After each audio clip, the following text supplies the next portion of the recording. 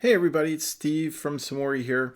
How many times have you actually done a case where you found really important information, presented it, and the response was the person was hacked, it was malware, it was Trojan?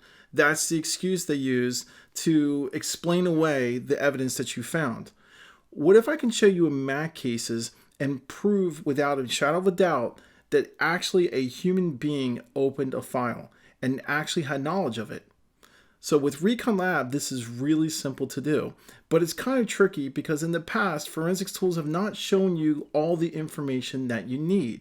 Because Recon Lab actually is designed on a Mac and uses Mac artifacts natively, we can actually see all the information, and some of that information will prove to you that a human being actually opened a particular file.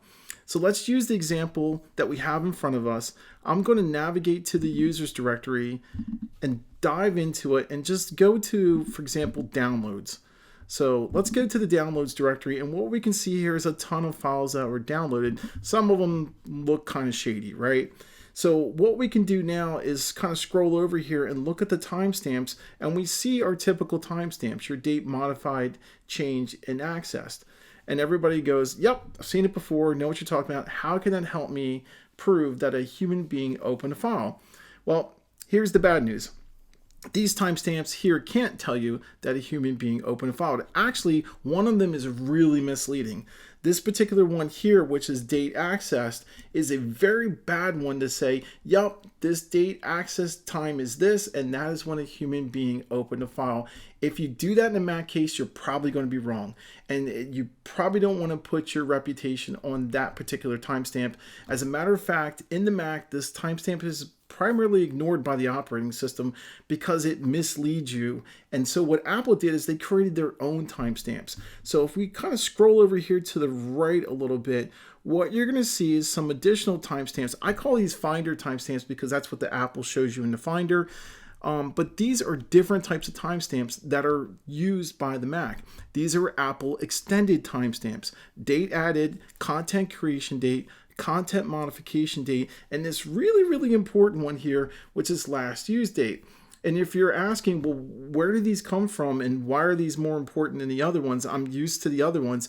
You're used to the other ones because that's all that your other forensics tools can do for quite a long period of time. And that's all they can get. That's Unix timestamps. Mac is based on Unix, and that's what they can show you because it's easy to grab those timestamps. These are Apple extended timestamps that are used and generated by the Spotlight indexing. So on the Mac, there's a special process used to index files, and there's a ton of timestamps, more than just these 4, that are generated. And this is what the Mac operating system uses, not the Unix timestamps. They use the extended attributes timestamps, so your tool needs to actually look at these particular timestamps right here, which Recon Lab does very easily. We present to you both the Unix timestamps and the extended attribute timestamps from Apple. And again, the one that we need to focus on is this one right here, which says last used date. So this is kind of cool because this particular extended attribute timestamp can only be generated by a human being. It's only generated when a human being clicks on a file, like double clicks to open the file within the GUI. It's there because it's proof, and it's used within the Spotlight indices to allow you to search by what files a human opened. So an example would be, show me all the PDFs that I actually opened last week, last month, yesterday. So how's it going to know what was open if it doesn't record a specific date? So that's what these extended attributes are used for. So this particular one here, and another one I'll show you in a second, is only generated when a human being actually clicks and opens a file. So there's no explaining this away. Okay, so no malware, no Trojan, no virus, no nothing. So again, this is a really important one. So if I sort by this, it makes it a little bit clearer now. You can actually see that these files were actually opened by human beings and these other ones were not, the ones below it. Now, there's another column that's right next to it, which is use count. So let me sort by that. Use count is another extended attribute that we see right here that can show us approximately how many times this particular file was opened. But let me just give you a little slight warning about this one. that number is not accurate in my testing and validation. So again, always do your own testing and validation, but I would not bet my life on the fact that this was open exactly 7 times, because I've seen this number jump by 1s and 2s and 3s. So all I can tell you, and what I would testify to here, is that this file is open more often than, for example, this file. That's all I can tell you.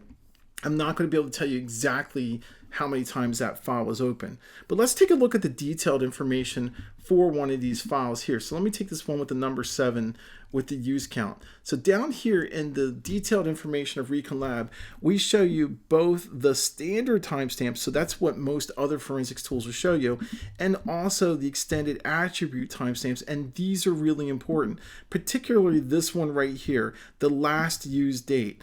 That last used date is the exact last time that the file was opened by a human being, and it records the last time that it was opened by a human being. That's the only way that this particular timestamp can be generated.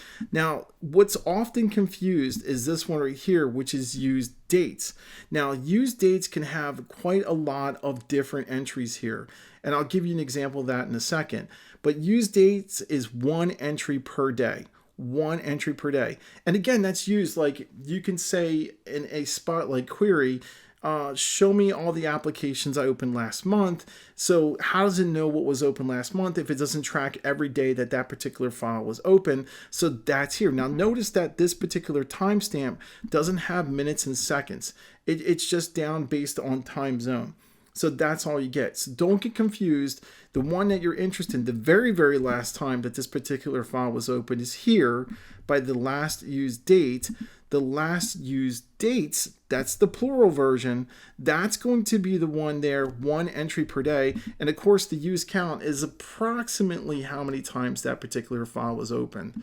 Now, again, don't put all your eggs in a basket and say, yep, absolutely, that's how many times that particular file was open. So again here, what I'm going to do is show you another example of FrostWire here in the applications folder, and you can see right here that we have additional entries. So I can tell you in this particular situation that on April 1st and April 6th that this particular application was used by a human, by them double clicking to open the application. Again, Apple does not record this particular timestamp if it was opened in any other way other than a human being within the GUI double clicking on this particular application. Now, before we finish this video, let's go ahead and go back to our user directory here, and let's drill down to the pictures directory. And so I give you one last example of how this can be used. So we have a folder here inside the pictures directory that says nothing to see here. That's going to obviously draw my attention to it. And again, we see the standard timestamps, date modified, date changed, date accessed. Again, I'm telling you, don't pay attention to those in Mac cases. Scroll on over and make sure you look at the extended attribute timestamps. And if I sort by last used date here, I can see that 3 of these files here were actually opened by a user, by a human being, and no other way. I'm talking about double clicking and opening up these files. And we can see here on this one at the top, the use count is 22. Now again, it's not 22 times that the file was open, but I can definitely say that that file was open more times than this particular file or that particular file was open. So that was open more times, many more times than the other files. So hopefully this video has showed you and opened your eyes to the extended attribute timestamps, the importance of the last use date, and actually showing how a human being actually opened a file and no one else. So if you enjoy these videos, please check out some of our others, and we'll see you soon. Thanks again.